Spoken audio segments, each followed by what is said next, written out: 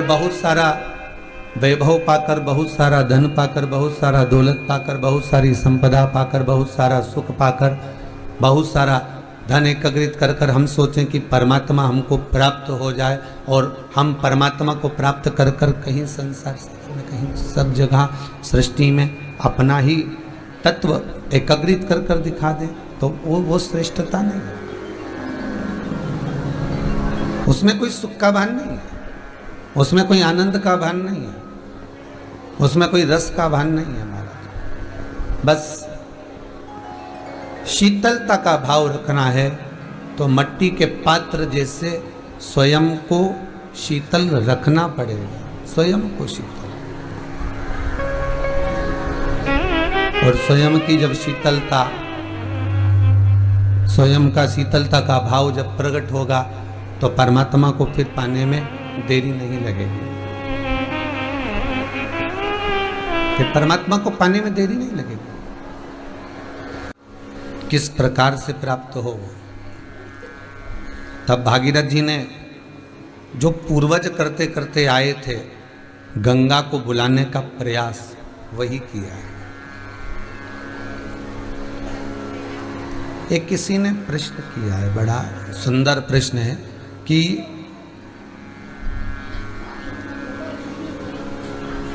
राजा सगर के 60,000 पुत्र जो हुए और जिन्होंने अश्वमेध यज्ञ के अश्व को ढूंढना चाहा और वो अश्वमेध यज्ञ का अश्व ढूंढ ढूंढ कर चले गए, आखिरी में कपिल बाबा के आश्रम में पहुंचकर राख का ढेर बन गए।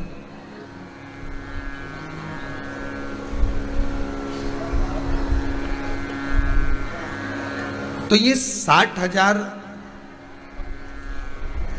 जो राख का ढेर बने हुए हैं, राजा सगर के पुत्र,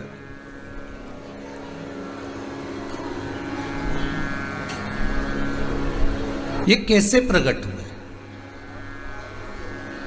इनके जन्म का कारण क्या था? महाराज, महाभारत के अंतर्गत स्पष्ट किया गया, राजा सूर्यवंश की कथा में स्पष्ट किया गया कि राजा सगर की 2 धर्म पत्नियां थी।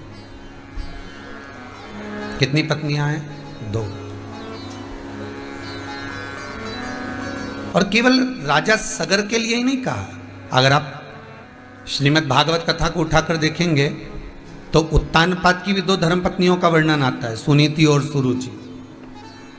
एक नीति का मार्ग प्रशस्त करती है, एक रुचि का मार्ग प्रशस्त करती है। एक नीति को दर्शाती है, एक रुचि को दर्शाती है।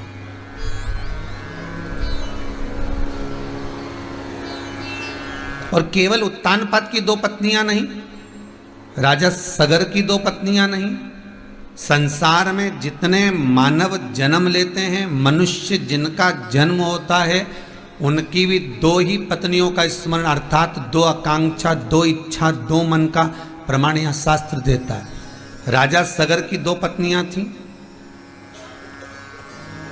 उत्तानपाद की 2 पत्नियां थीं। संसार सागर में जन्म लेने वाला मनुष्य की भी 2 इच्छा, 2 आकांक्षा, 2 मन, 2 चित्त, 2 वृत्ति रहती।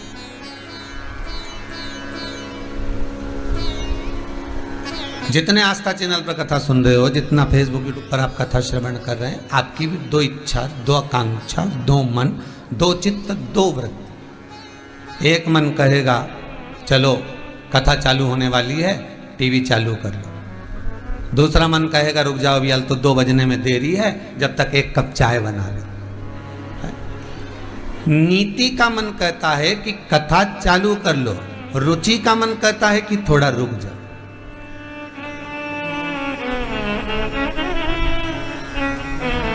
नीति का मन कहता है कि सत्संग में चलो, नीति का मन कहता है कि कथा श्रवण कर लो, थोड़ी देर जरा मोबाइल लेकर बैठ जाए, तो दूसरी चीज ना चलाएं, हम व्हाट्सएप वगैरह नहीं चलाएं, फेसबुक पर आदि जो चीजें नहीं देखें। हम अगर देखें तो भगवान की चर्चा ही देखें, भगवत कथा ही देखें, भगवत स्मरण ही देखें।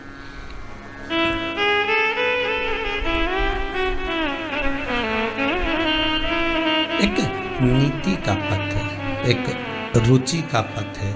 नीति परमात्मा की ओर लेकर जा रही है रुचि संसार की ओर लेकर जा रही। सगर की भी 2 धर्म पत्नियां, राजा सगर। एक का नाम है कौशी, दूसरी का नाम है सुमति। एक कौशिकी है, दूसरी सुमति है।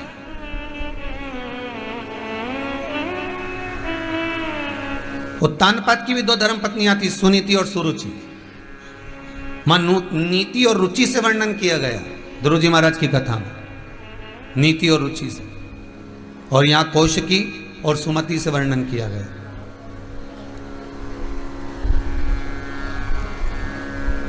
कौशिकी के गर्भ से संतान नहीं हुई, तब सुमति से विवाह किया गया। देखिए कितना सुंदर प्रसंग कहा गया है शिव महापुराण में कि मान लो, फिर वही वाली बात आ गई जो पहले कहा था कि एक से तलाक ले लिया। मान लो कि हमारी इससे नहीं बन रही और हमने इससे तलाक ले लिया, तो क्या ये जरूरी है कि आपने जिससे तलाक लिया और तलाक लेने के बाद फिर दूसरी बार विवाह करोगे तो अच्छा ही मिलेगा? ललाट पर भाग्य में जो लिख दिया गया है उसको कोई मिटा सकता नहीं है। बस इतना जरूर है कि कर्म का भोग मनुष्य जो भोगे वो प्रसन्न चित्त में भोगता रहे। तो परमात्मा भी कहता है कि दुख भोगते भोगते भी तेरे चेहरे पर अगर प्रसन्नता रहती है तो परमात्मा भी कहता है कि अब इसको दुख मत देना, क्योंकि दुख में भी मुस्कुरा रहा है। इसलिए परमात्मा भी दुख नहीं देता, फिर भगवान दुख प्रदान नहीं करता। अरे मीराबाई को जहर का प्याला दे दिया और मीरा बड़ी प्रसन्न होकर जहर के प्याले को लेकर बड़ी मुस्कुराती हुई नाचती गाती भगवान के चरणों में जाकर वो जहर का प्याला रखकर भगवान से कहती है, गिरधर गोपाला बड़ी सुंदर खीर बनाई है घर के लोगों ने, लो खा लो। अब उसको नहीं मालूम कि जहर का प्याला है, आप पा लीजिए। सांप का पिटारा भेजा और कहकर भेजा कि इसमें फूल की माला है भगवान के लिए, ले जा। क्योंकि सबको मालूम था सवेरे सवेरे जब फूल की माला निकालेगी और भगवान को पिनाएगी तो मीराबाई को जैसे ही निकालेगी वैसे ही सांप डस लेगा। सांप डसा और ये मर जाएगी, सर पर डसा और मरी,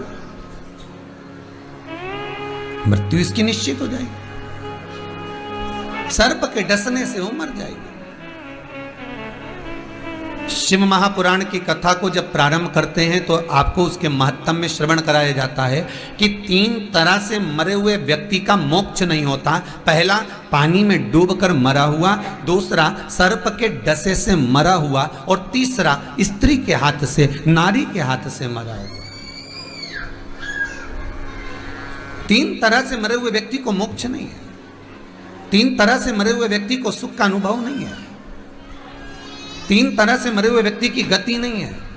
अगर वो 3 तरह से किसी भी, चाहे वो पानी में डूबकर मरा हुआ हो, चाहे वो सर्प के डसे से मरा हुआ हो, चाहे वो नारी के हाथ से, स्त्री के हाथ से मरा हुआ हो, तो अर्थात उसकी गति का सुख नहीं होगा, वो गति नहीं प्राप्त होगी उसको, उसको सुख का भान नहीं होगा, उसकी मुक्ति, उसका मोक्ष नहीं हो सकता। महाराज शिव महापुराण की कथा भाव से व्यक्त करती है, शिव पुराण की कथा करती है। सर्प डस भी गया, कितना सुंदर बात कहा है महाराज।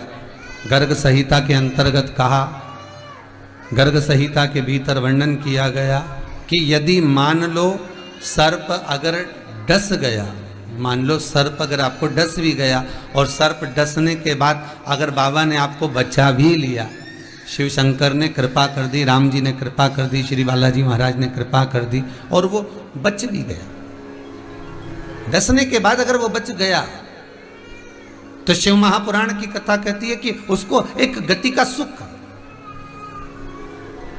मतलब यम की कैद से वो निकल कर आया है और भगवान ने उसको भेजा काहे के लिए? केवल परमात्मा का स्मरण करने के लिए। वापिस क्यों जीवन दिया? परमात्मा का स्मरण करने के लिए।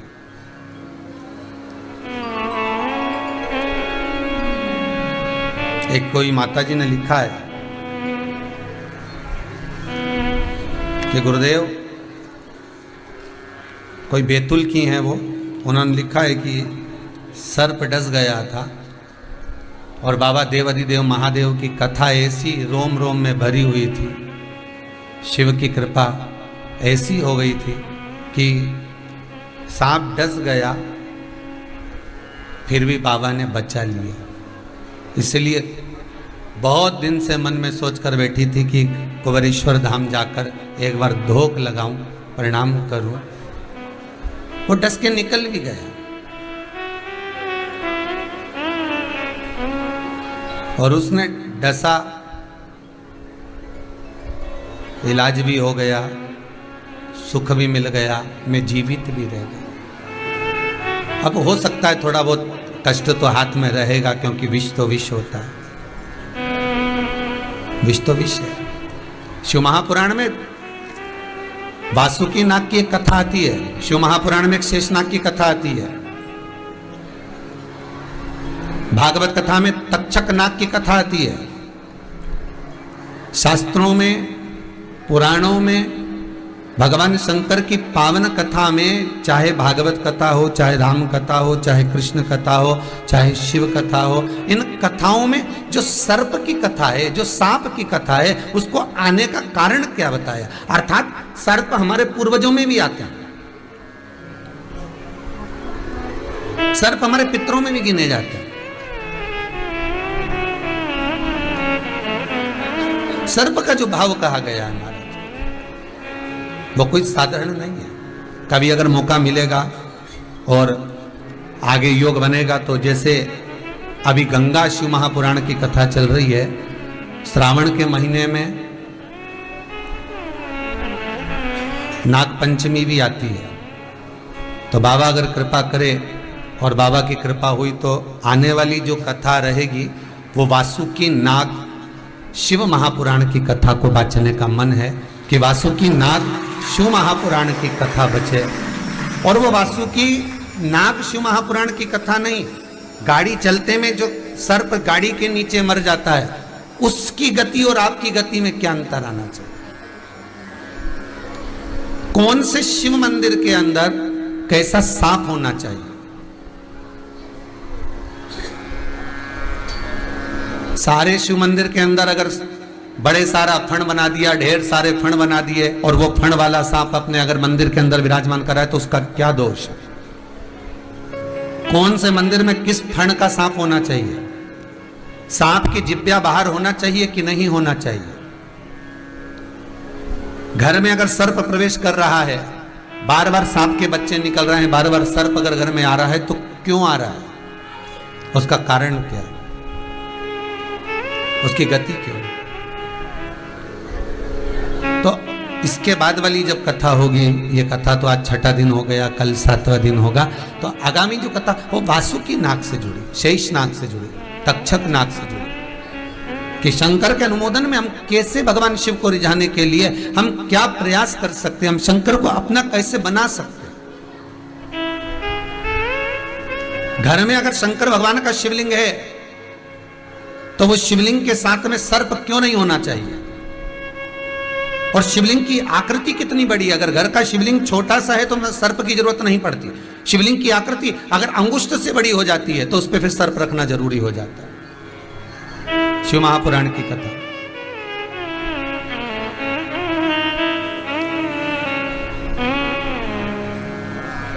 बड़ी बड़ी बड़ी सुंदर बात वहां पर कही गई है महाराज, बड़ा सुंदर संवाद कहा गया है महाराज। और वो संवाद शिव महापुराण के अंतर्गत अपन श्रवण करेंगे आगामी। तो यहाँ जो शिव चरित्र कह रहा है, जो शंकर भगवान का चरित्र कह रहा है, शिव का जो चरित्र वर्णन कर रहा है, तो यहाँ भागीरथ बाबा की चित्तवृत्ति में, भागीरथ जी महाराज के मन में ये बात, ये प्रसंग सम्मुख में आ गया कि ये 60,000 जो राख के ढेर बने हुए हैं, ये 60,000 राख के ढेर प्रकट का कारण क्या है। कभी कभी आपके भी तो चित्तवृत्ति में आया होगा कि ये 60,000 राख के ढेर कैसे प्रकट हो गए।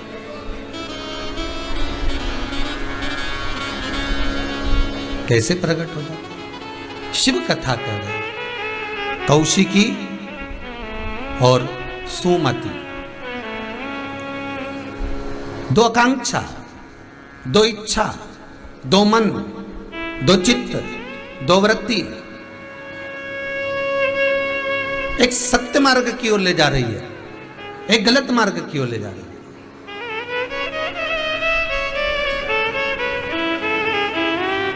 एक अच्छे मार्ग की ओर ले जाने का प्रयास कर रही है और एक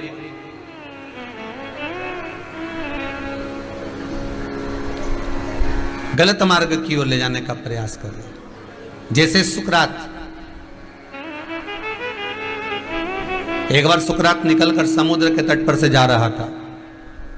सुकरात समुद्र के किनारे से निकलकर जा रहा था। एक छोटा सा बच्चा खड़ा था और बच्चा हाथ में कटोरा लेकर, प्याला लेकर, वो बच्चा रो रहा था। उसके हाथ में कटोरा है, उसके हाथ में प्याला है और कटोरा लेकर, प्याला लेकर वो बच्चा रो रहा है। तो सुकरात ने पूछा, हे बालक, तुम इस कटोरे को देखकर, इस प्याले को लेकर क्यों रो रहे हो? तो बच्चा कहता है, मेरे रोने का कारण केवल इतना सा है कि यह सारा की सारा समुद्र मेरे प्याले में नहीं आ रहा।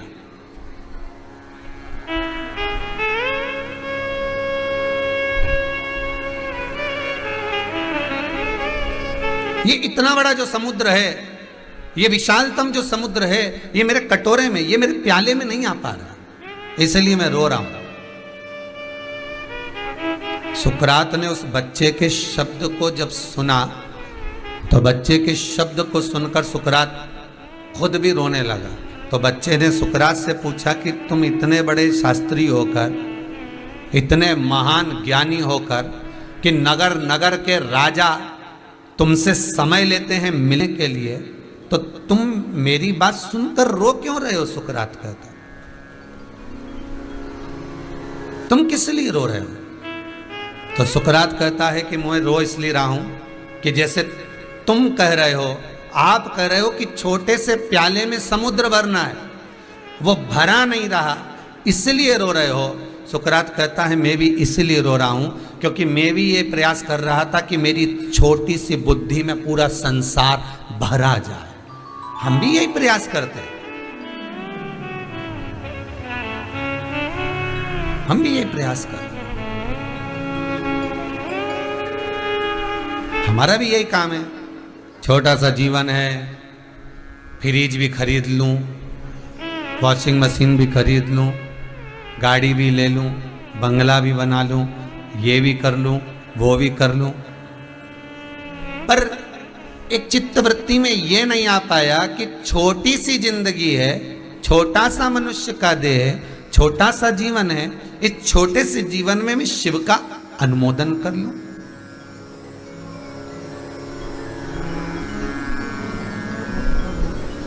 कल शाम को एक बच्चा कह रहा था, छोटा सा किसी के साथ में था, पता नहीं कहाँ से आए थे, यूपी वगैरह से, और कह रहा था, गुरुजी आप हमेशा कथा में कहते हो कि भगवान के मंदिर में जाओ, धोख लगाओ, झुको, भगवान को प्रणाम करो, गुरु को प्रणाम करो, माता पिता को प्रणाम करो। झुकने से होता क्या है? हमने कहा झुकने का केवल एक कारण है, अगर तुम शंकर के आगे झुक गए, तुम परमात्मा के आगे झुक गए, तो इतना अंदाजा लगाकर रखना